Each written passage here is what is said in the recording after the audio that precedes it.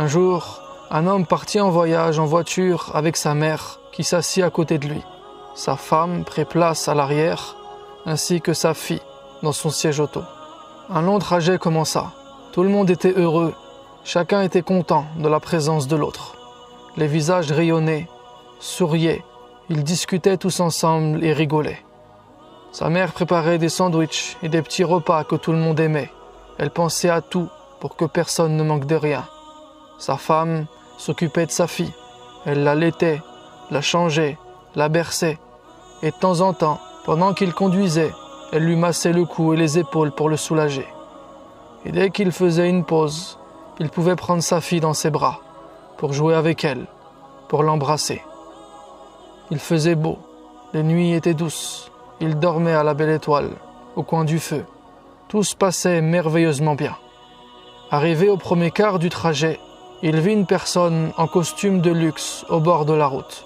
Il s'arrêta à sa hauteur et lui demanda « Que se passe-t-il ? Tu as besoin de quelque chose ?» La personne lui répondit « Je suis en panne, peux-tu me prendre avec toi ?»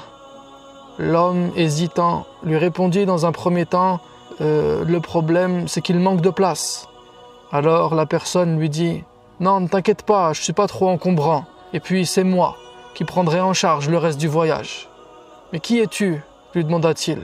« Je suis l'argent. »« L'argent ? Allez, c'est ok, tu es le bienvenu, monte à l'avant. Maman, passe à l'arrière s'il te plaît. » Il reprit la route et fit la connaissance de son nouveau passager.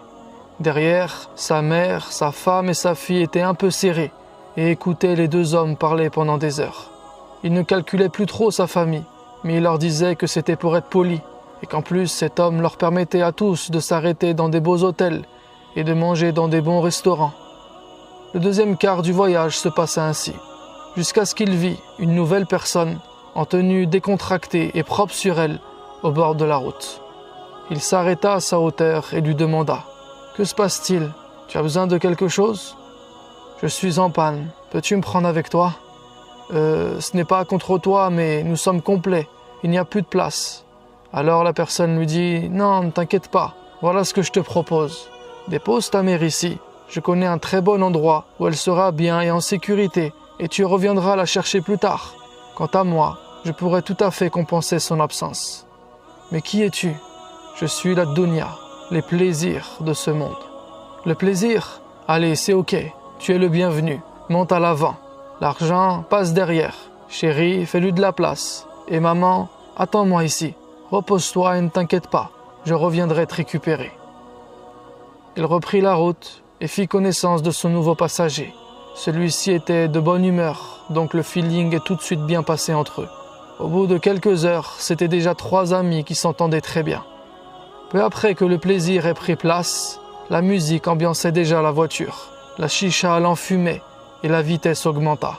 Il était tellement dans un délire avec ses nouveaux potes qu'il n'entendait même pas sa fille pleurer, ni sa femme lui demandant de se calmer. C'est lorsqu'ils se sont arrêtés le soir que celle-ci a tenté de le raisonner, mais rien à faire. Il lui disait « Pourquoi tu me prends la tête ? Regarde l'hôtel dans lequel on est. Toutes les femmes rêveraient de vivre cette vie-là. Arrête de te plaindre, profite, va t'acheter ce que tu veux. T'es beaucoup trop sérieuse, amuse-toi un peu. Et si t'es fatigué, va dormir. » Alors elle le laissa rejoindre ses amis et elle s'endormit seule avec sa fille.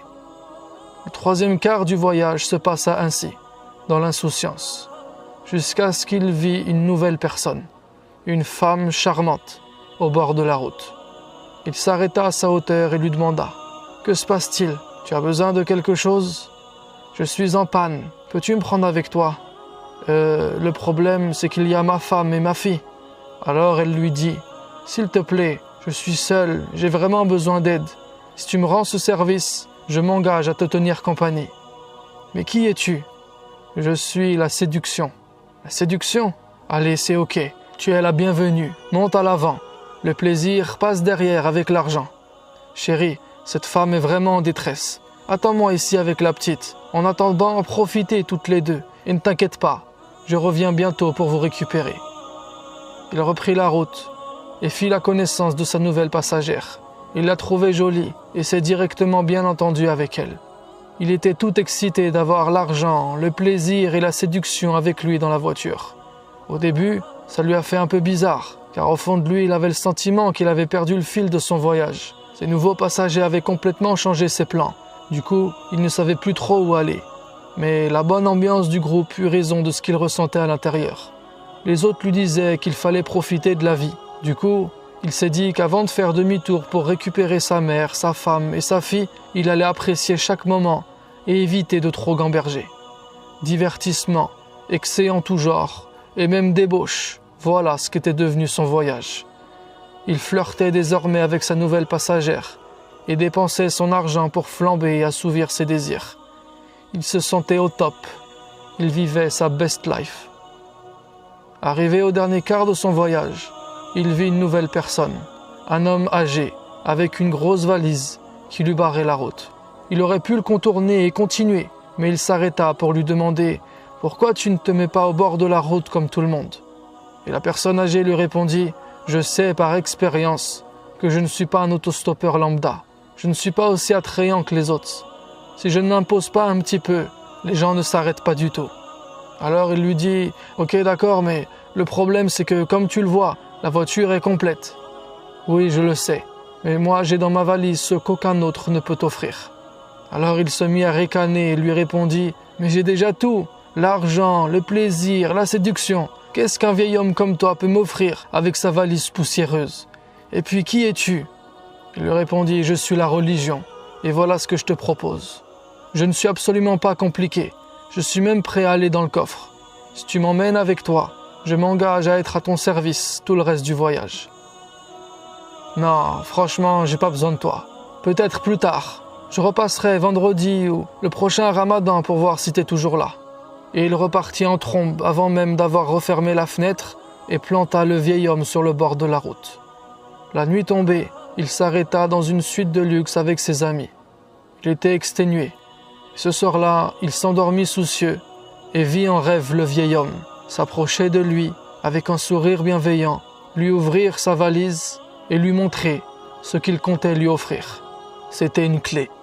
Il lui dit « Mon fils, cette clé est celle qui te donne accès à ton âme, celui que tu es vraiment. Et c'est la même qui peut t'ouvrir les portes du paradis. Je ne souhaitais pas t'éloigner de tes amis.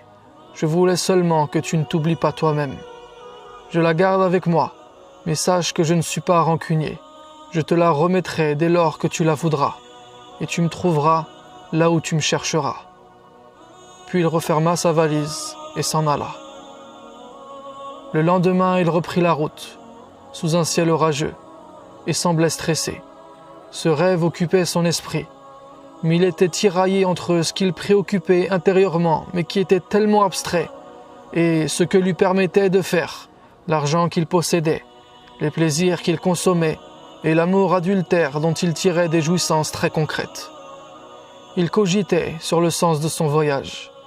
Et finalement, il se dit « Il faut que je rentre. Je dois récupérer ma mère, ma femme, ma fille et ma religion. Allez, encore un peu et j'arrête mes conneries.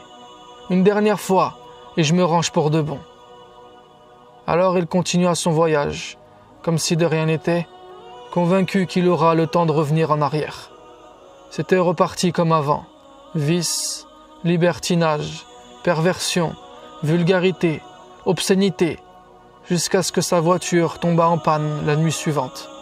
Il sortit en colère dans cette nuit très sombre et tomba nez à nez avec une silhouette si imposante que son sang se glaça aussitôt. Il entendit alors « Cette fois, tu ne t'es pas arrêté, c'est moi qui t'ai arrêté. »« Mais qui es-tu » ?»« Je suis l'ange de la mort. » L'homme, choqué et totalement conscient de ce qui était en train de se passer, lui dit « Attends, j'allais faire demi-tour pour chercher ma religion. Je t'en supplie, laisse-moi la ramener avec moi. » Mais l'ange de la mort lui répondit sèchement « C'est trop tard. Tu as déjà eu ta chance et ton délai a expiré. Il fallait la saisir au bon moment. Mon Seigneur t'a envoyé beaucoup de signes et son message s'est présenté à toi, mais tu as fait tes choix. » Et l'ange de la mort prit son âme, sans aucune pitié, pendant que tout son voyage défilait sous ses yeux. Y a-t-il vraiment besoin que je t'explique la morale de cette histoire? C'est vrai que j'y ai placé beaucoup de messages subliminaux, mais si tu la réécoutes plusieurs fois, tu les comprendras. Je te l'ai certifiée, elle est véridique, n'en doute pas.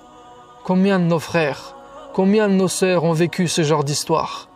Et combien de fois nous aussi n'avons pas su lever le pied de l'accélérateur et avons fini par perdre pied dans notre propre vie, notre propre cœur.